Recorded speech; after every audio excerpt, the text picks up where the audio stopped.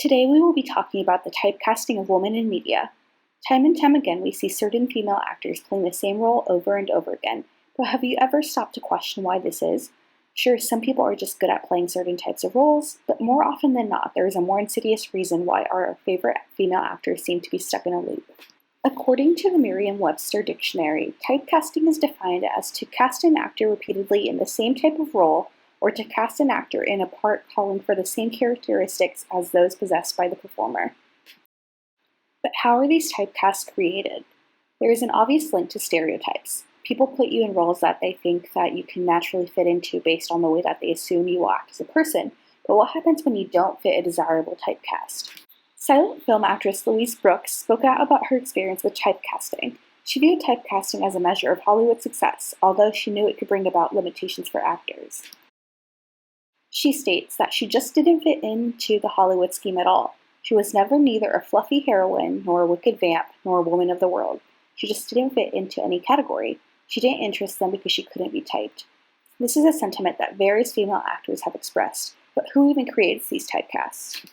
As previously stated, typecasting is intimately intertwined with stereotypes, and how are stereotypes created? Based on the societal norms at a given time.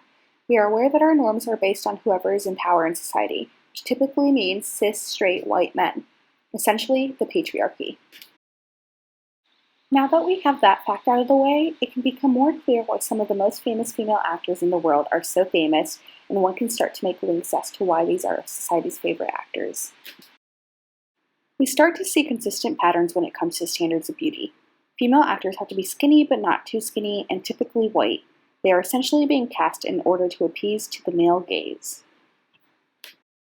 So what are the types of roles that women are consistently cast as? A few that came to mind to me right off the bat were the dumb girls, the crazy girls, the love interest, and the sexualized person of color. Even the most famous of female actors have spoken out against some of the typecasts that they were placed in when starting out their careers. One example is Natalie Portman. Although we currently view Natalie Portman frequently in the love interest role, in the present day she reflects on some of the roles she was cast in as a child. She states that she totally ended up in female tropes like Lolita and the Manic Pixie Dream Girl when she was a child, and how this is very upsetting looking back on that time. Another clear example of someone that has been typecast is Scarlett Johansson. Following her role starring as Black Widow, it was as though Scarlett could only be seen as a sexual character. This is displayed through plenty of unnecessary shots that were clearly shot for the male gaze. Scarlett attempted to deviate from this in her standalone Black Widow movie, in which she became a producer as well as a starring actor, and yet most people still see her as the sexualized image of Black Widow. An interesting point made by Ava Meisels of the Berkeley High Jacket is that while most white people are typecasted as specific characters or roles, people of color often find themselves having to portray straight-up stereotypes of their race. Take Sofia Vergara of Modern Family. It's a running joke that her accent is too strong and that she is overly sexual. This can have a negative impact on the careers of people of color as it stifles the opportunities that they receive and makes them choose between their livelihood or between portraying potentially offensive stereotypes of their culture. Specifically, Meisels also states that when it comes to actors of color, no matter the quality of an actor, people can expect certain types of roles from them due to their race, which can make it harder for these actors and actresses to branch out and achieve the same level of success that others can. I really hope Andra Day or Viola Davis wins the Best Actress Oscar this year, because if another white woman wins this award, I'm going to scream. How in the Academy's 93-year run that Halle Berry is the only woman of color to win this award? The Academy really said that white women are better leading ladies than women of color. Don't get it twisted, it's the Academy that I'm coming for. Because their racist asses let this happen. Dorothy Dandridge in 1954 was the first woman of color to ever be nominated for this category, and then less than 20 years later, Diana Ross and the Cicely Tyson got nominated, but didn't win. And the first Latina actress to be nominated was not until 1998.